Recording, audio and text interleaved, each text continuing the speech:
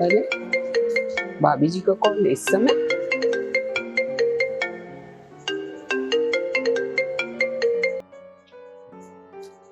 Hello. हाँ भाभी जी।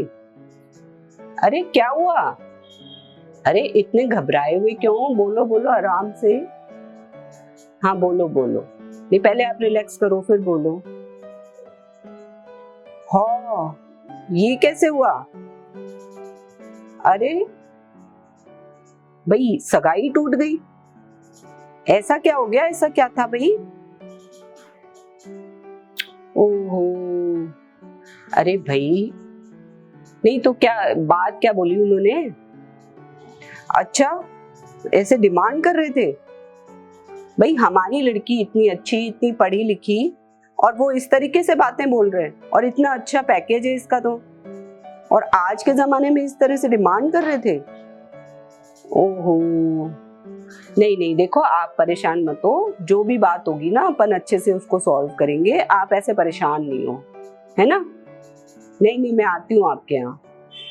ठीक है आप रिलैक्स रहो। ओके ठीक है, चलो ध्यान रखना अपना, है ना? Okay okay bye.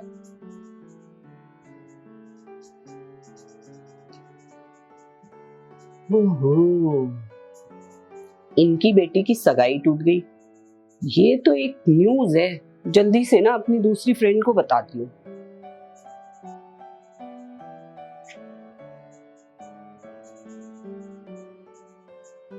हेलो। हाँ विम्मी, और क्या कर रही थी? फ्री तो है ना? कुछ बात करनी थी। अरे यार तेरे को बताना था, वो है ना वो वाली भाभी जी। हाँ हाँ वही जो अपने पड़ोस में अभी परसों जिनकी बेटी की सगाई हुई थी। हाँ यार आज सगाई टूट गई। हाँ सच्ची सच्ची। अरे अभी उनका खुद का ही कॉल आया था, बहुत रो रही थी, बड़ी परेशान थी। अरे नहीं वो बता रही थी कि लड़के वालों की ना डिमांड बहुत ज्यादा थी। अच्छा नहीं वो लड़की तो बड़ी अच्छी है। अच्छा अच्छा तुझे वो पता है सही में? हाँ नहीं मैंने भी एक दो बार लोगों के साथ देखा तो उसको इधर उधर, लेकिन मुझे ऐसा लगता है कि ऐसी तो कोई बात नहीं होनी चाहिए। अच्छा वो तेज है? हाँ तो ये कौन सी कम है? हाँ लेकिन चलो अपने को क्या मतलब है, करने दे उनको जो होता है। हाँ अपने को दुनिया के पचड़ों में क्यों पड़ना है। हाँ चल लेकिन ना तू ना किसी और को मत बताना कि मैंने तुझे बताया है, ठीक है? चल रखती हूँ फोन। Okay bye.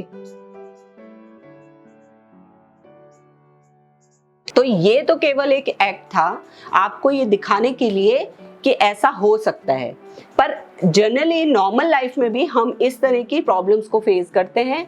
हम अपनी प्रॉब्लम्स किसी से भी शेयर कर देते हैं और वो शायद इस तरीके से बिहेव भी करता है। तो हमें अपनी प्रॉब्लम्स हर किसी से शेयर नहीं करनी चाहिए, और अगर हमें शेयर करनी चाहिए तो किससे करनी चाहिए ये हम वीडियो में देखेंगे। हम बचपन से सुनते आए हैं कि अपनी बातें किसी से शेयर करने से मन हल्का हो जाता है, और शायद इसीलिए हम अपनी हर छोटी बड़ी प्रॉब्लम हर किसी से शेयर करने लगते हैं। पर मैंने बहुत सोचा कि क्या सचमुच हमें अपनी बातें हर किसी से शेयर करनी चाहिए? बातें शेयर करनी चाहिए या नहीं करनी चाहिए, और किससे शेयर करनी चाहिए ये भी एक बहुत बड़ी चीज़ है। तो आज मैं इसी बारे में वीडियो बनाने जा रही हूँ कि हमें अपनी प्रॉब्लम्स किससे शेयर करनी चाहिए और किससे नहीं शेयर करनी चाहिए। हाय मैं हूँ नेहा, और मैं चाहती हूँ कि मेरी छोटी सी कोशिश आपको बड़ा फ़ायदा दे और आप अपने सॉल्यूशंस खुद निकाल सकें और ये जान सकें कि आप कैसे आगे दुनिया में बढ़ सकते हैं, आपको कैसे इम्प्रूव कर सकते हैं। तो सबसे पहले हम ये जानते हैं कि हम अपनी बातें शेयर क्यों करते हैं।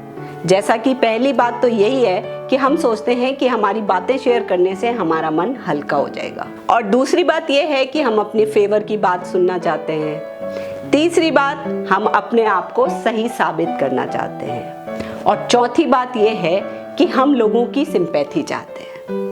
मतलब बहुत सारे लोगों को सिंपैथी भी चाहिए होती है। तो अब ये तो रीज़न थे कि हम अपनी बातें शेयर क्यों करते हैं, पर ये जानना बहुत ज़रूरी है कि हमें ये बातें सबसे शेयर नहीं करनी चाहिए। तो क्यों नहीं करनी चाहिए? पहला रीज़न तो ये है कि दुनिया में 70% लोग ऐसे हैं जिनको इस बात से खुशी है कि आपको कोई प्रॉब्लम है। 20% लोग ऐसे हैं जिनको कोई लेना देना ही नहीं है कि आपके पास कोई प्रॉब्लम है। केवल 10% लोग ऐसे हैं जिन्हें आपकी प्रॉब्लम से कुछ फर्क पड़ता है या वो आपको कोई सोल्यूशन दे सकते हैं। और दूसरी बात क्या है कि लॉ ऑफ अट्रैक्शन भी ये कहता है कि जब आप अपनी प्रॉब्लम किसी से शेयर करते हैं तो वो व्यक्ति किसी दूसरे व्यक्ति से आपकी प्रॉब्लम शेयर करता है, और दूसरा व्यक्ति तीसरे व्यक्ति से, तीसरा चौथे से, और इस तरह यूनिवर्स में एक संदेश जाता है कि फला फला व्यक्ति को ये प्रॉब्लम है।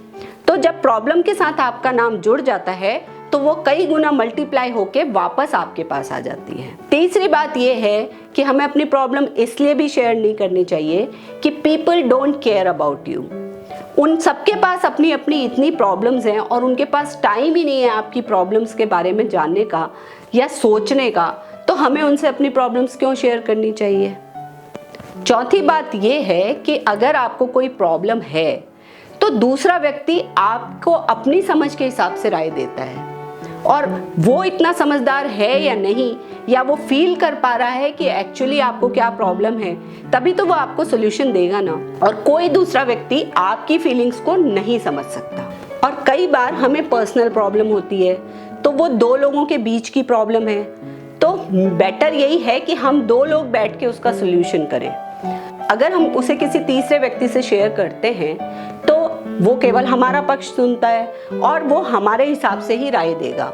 तो जब कोर्ट में भी फैसला होता है ना, तो दोनों पक्षों की बात सुनी जाती है और दोनों की बात सुनने के बाद कोई रिजल्ट आता है। तो खाली आपकी बात सुन के जो आपको सोल्यूशन दे रहा है वो पूरी तरीके से सही नहीं होगा। सच तो ये है कि लोग आपकी प्रॉब्लम को कभी भी इंजॉय नहीं कर रहे होते हैं, तो वो क्या करते हैं कि हमेशा आपको गोलमोल जवाब देते हैं, और स्ट्रेट फॉरवर्ड जवाब तो कोई भी नहीं देता। क्या आप डायरेक्टली किसी के मुंह पे कहते हैं कि वो गलत है, या आप उसे कुछ भी स्ट्रेट फॉरवर्ड बोल देते हैं? नहीं बोलते ना, तो वो आपको कैसे बोलेगा? और कई बार ऐसा होता है कि जब आप अपनी प्रॉब्लम किसी से शेयर करते हैं तो वो आपको कमजोर समझते हैं। इसके अलावा कई बार ऐसा भी होता है कि आप किसी से अपनी प्रॉब्लम कहते हैं और वो कुछ और मतलब ही निकाल लेता है, और उससे क्या होता है कि एक नई प्रॉब्लम क्रिएट हो जाती है। सॉल्यूशन तो मिलता नहीं है, अब आप दूसरी प्रॉब्लम में जूझ जाते हैं। यानी कभी कभी क्या होता है कि आप किसी के बारे में कुछ कहते हैं और कोई दूसरा मतलब निकाल के किसी को कह देता है, और आपके दूसरे व्यक्ति से भी रिलेशन खराब हो जाते हैं। तो मुझे लगता है कि मैंने लगभग आपको सारे रीजंस बता दिए कि आपको अपनी प्रॉब्लम किसी से क्यों शेयर नहीं करनी चाहिए। पर अब एक ज़रूरी बात है, वो ये कि वो जो 10% लोग हैं ना, वो कौन है जिनसे हमें अपनी बात शेयर करनी चाहिए?